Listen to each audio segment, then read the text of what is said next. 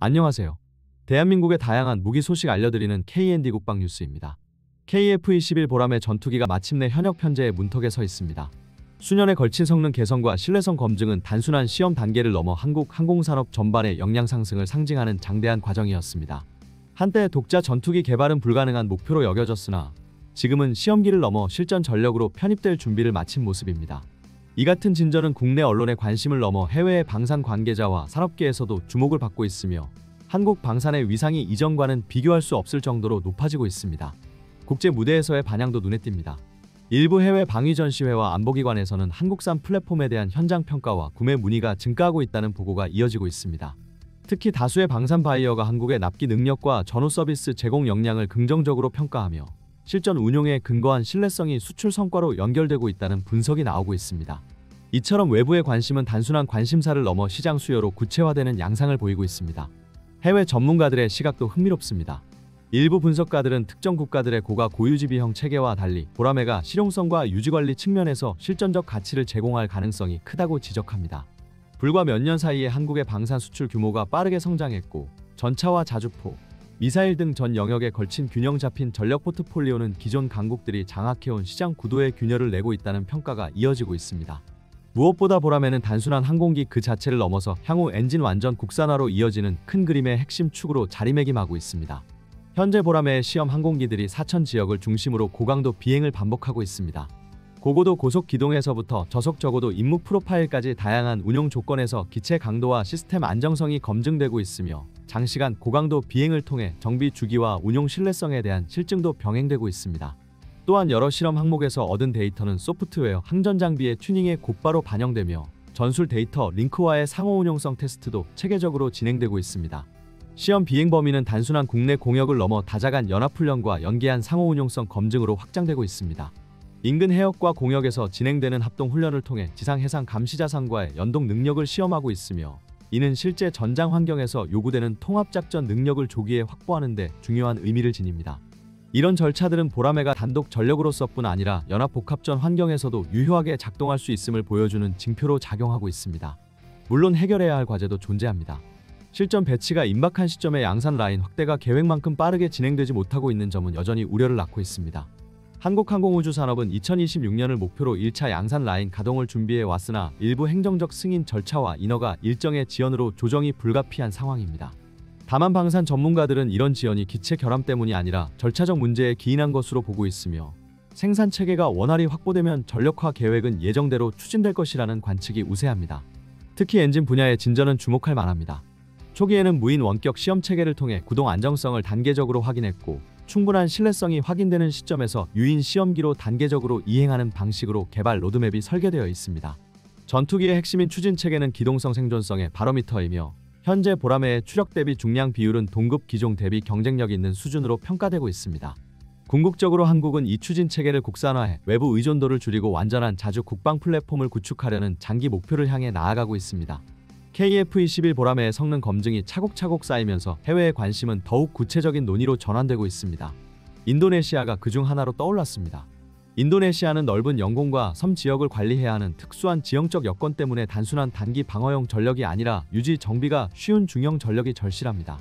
이미 FA-50 계열을 운용하며 한국의 운용 지원 능력을 경험한 인도네시아 당국은 단순 구매를 넘어서 현지 조립과 부품 현지화 프로그램을 요구하고 있으며 이는 한국 방산 기업에게 기술 이전과 일자리 창출의 기회를 동시에 제공할 수 있는 제안입니다. 지리적 특성상 장기적 유지 보수가 곧 비용 경쟁력으로 직결되는 국가에서 보라매의 합리적 운영비와 신속한 보급망은 매력적인 선택지로 부각되고 있습니다. 또 다른 흥미로운 사례는 남미 일부 국가들의 움직임입니다. 브라질과 같은 나라들은 넓은 영토와 해안선 감시 수요 때문에 다목적 전투기를 선호하는 경향이 있습니다. 이들 국가에서는 기존 대형 전투기 도입의 고비용 구조를 피하면서도 해상 촉의 영공 감시 정밀 타격을 모두 소화할 수 있는 플랫폼을 찾고 있으며 보라매는 그러한 요구를 충족할 잠재력을 갖고 있다고 평가됩니다.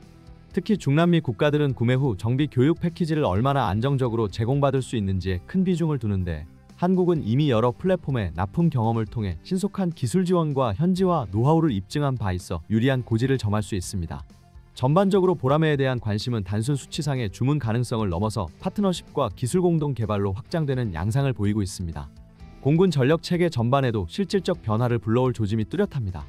새로운 전투기 체계가 편대의 전술과 임무 분담의 틀을 바꾸면 고기동 임무 장거리 정밀 타격 전자전 임무를 하나의 전투 그룹 안에서 유기적으로 운영할 수 있는 능력이 확보됩니다.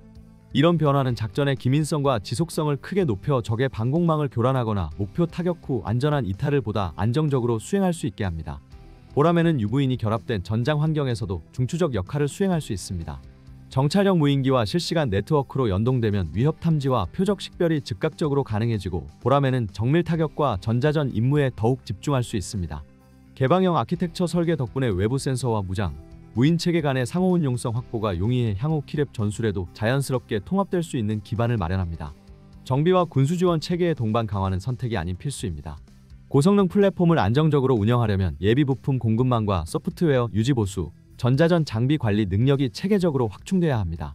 이는 단순한 예산 문제를 넘어 작전 지속성과 전시 가동률을 좌우하는 핵심 인프라 투자로 이어져야 합니다. 국내 협력사와 군수 인프라의 동시 성장은 납기 단축뿐 아니라 위기 상황에서의 전력 가용성을 결정짓는 요소가 됩니다. 조종사와 정비 인력의 전문성 강화도 반드시 병행돼야 합니다.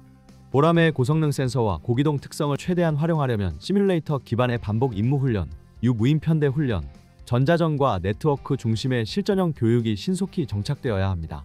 정비 인력은 레이더와 전자전 장비, 소프트웨어 운용 능력을 높이는 교육을 병행해야만 전체 운용 효율을 극대화할 수 있습니다. 전략적 차원에서 보람의 전력화는 억제력 강화와 동맹 내 역할 확대라는 두 축을 동시에 견인합니다. 기동력과 전투 지속 능력의 증가는 대응 시간을 줄이고 전술적 옵션을 늘려 억제 효과를 높이며 관련 훈련과 공동작전 능력의 향상은 한미동맹 및 지역 파트너와의 실전 호환성을 한층 끌어올립니다. 무기 체계 그 이상의 가치를 창출하는 셈입니다. 무기 체계의 국산화 비율이 높아질수록 전시 자금 능력과 정치적 자율성 역시 확대됩니다. 엔진과 핵심 전자장비의 독자 개발은 산업적 의미를 넘어 국가 전략적 레버리지로 작용합니다. 추진력 개선과 핵심 부품 국산화가 결실을 맺는 순간 보람에는 단순한 전술기종을 넘어 국가 전략 자산으로서의 위상을 공고히 할 수 있습니다. KF-21 보람에는 단순히 새로운 전투기의 등장을 넘어섭니다.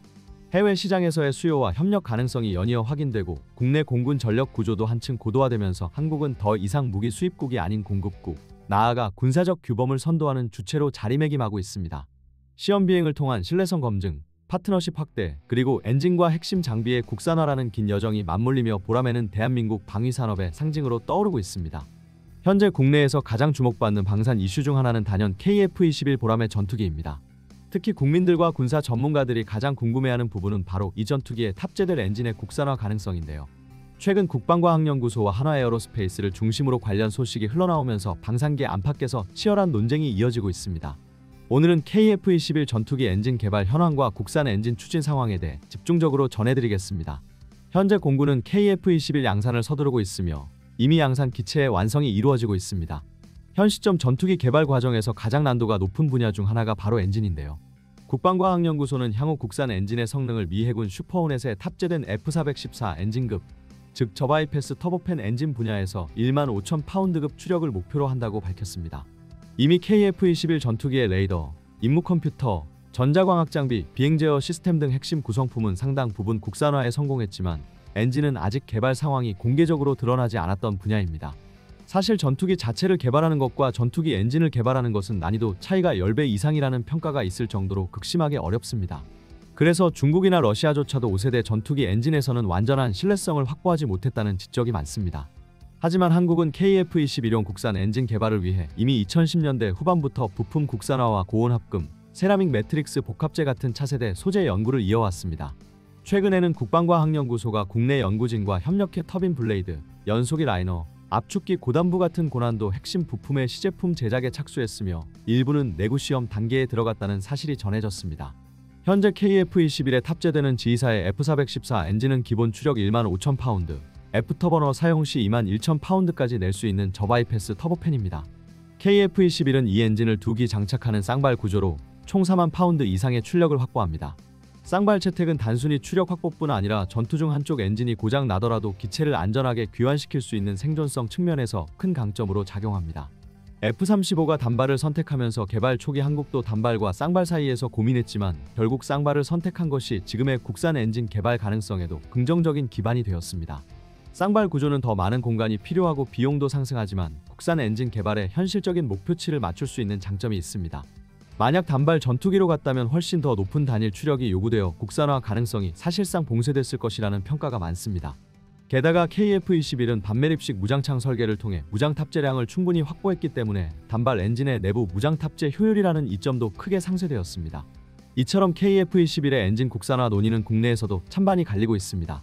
반대 측은 신뢰성이 입증된 미국산 엔진을 두고 왜 성능이 검증되지 않은 국산 엔진에 도전하느냐는 주장을 펼칩니다. 전투기 엔진은 조종사의 생명과 직결되기에 신뢰성이 무엇보다 중요한데 이는 수천 번의 이륙 착륙 시험과 장시간 비행 데이터를 통해서만 확보할 수 있기 때문입니다. 하지만 찬성 측은 대한민국이 이미 함정용 가스터빈, 발전용 대형 가스터빈, 드론용 제트 엔진 개발에서 성과를 쌓아왔고 이를 전투기 엔진으로 확장해 나가는 것은 시간 문제일 뿐이라고 강조합니다.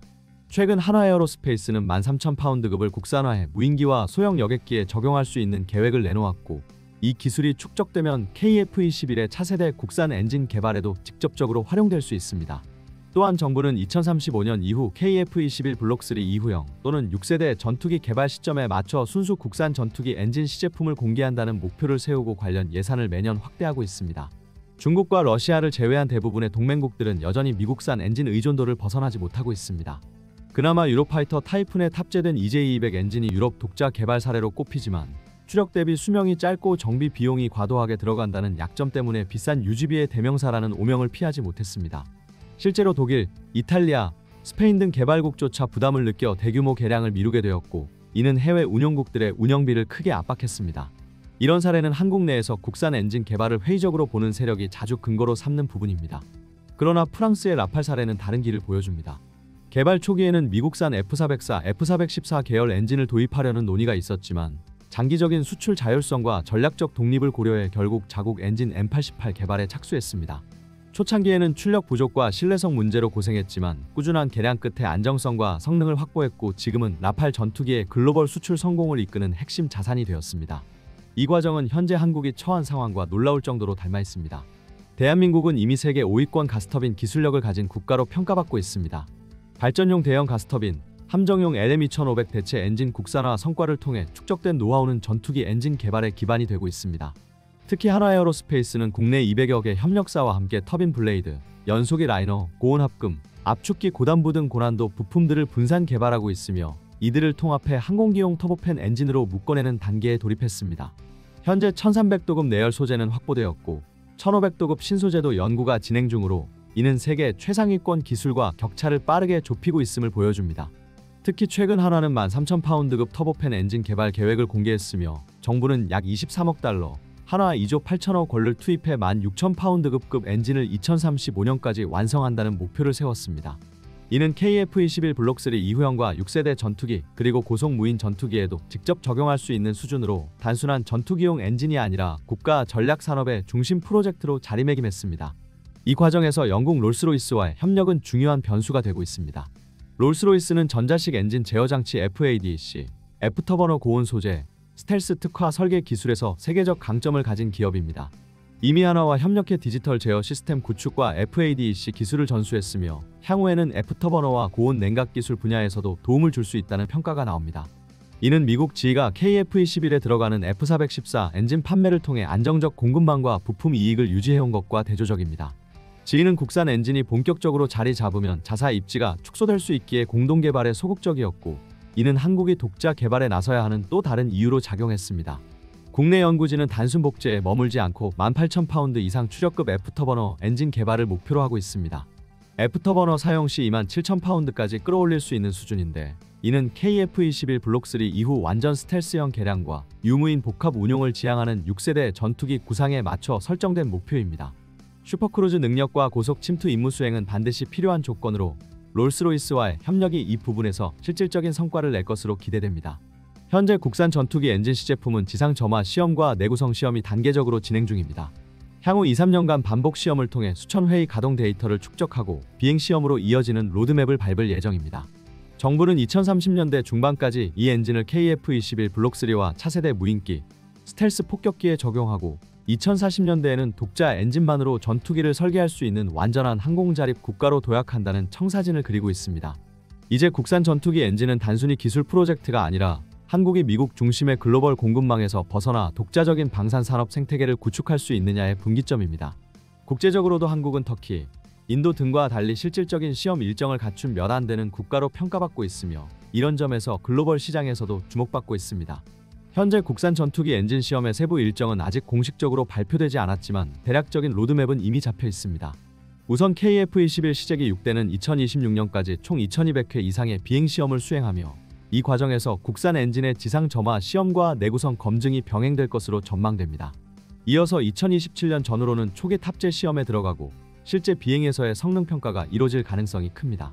이는 단순히 연구실 수준의 실험이 아니라 수천 시간의 연속 운전과 고고도 저고도 비행, 다양한 기동 환경에서의 안정성을 입증해야 하는 긴 과정입니다. 즉, 앞으로 2~3년은 국산 엔진의 신뢰성을 입증하는 분수령이 될 것입니다.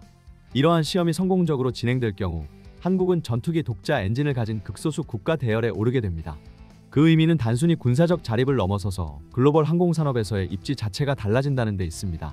우선 방산 분야에서는 KF-21 블록 3 이후형 6세대 전투기, 고속 무인 전투기 등 다양한 플랫폼의 국산 엔진을 적용할 수 있게 되어 미국 ITAR 규제의 굴레에서 벗어나게 됩니다. 이는 곧 중동, 동남아시아, 유럽 국가들의 KF-21을 수출할 때 미국의 승인 절차에 발목 잡히지 않는다는 뜻이기도 합니다. 경제적 효과도 막대합니다. 엔진은 전투기 원가의 30% 이상을 차지하는 핵심 부품으로 국산화에 성공하면 수십조 원 규모의 내수 수출 시장을 우리 산업 생태계가 직접 가져올 수 있습니다. 더불어 발전용 민항기용 엔진 분야로의 확장도 가능해지면서 대한민국은 세계적인 항공기술 강국으로 도약할 수 있습니다. 결국 국산 엔진 개발은 단순한 기술 프로젝트가 아니라 한국이 자주국방을 확립하고 글로벌 항공방산 시장에서 주도권을 줄 수 있는 결정적 전환점입니다. 시험 일정이 본격화될수록 한국이 얻을 이익과 위상은 더욱 분명하게 드러날 것입니다. 시청해주신 여러분 감사합니다. 구독, 좋아요, 후원은 콘텐츠 제작에 큰 도움이 됩니다. 더 다양한 국방 소식으로 찾아뵙겠습니다. Hard in the motherfucking paint, nigga.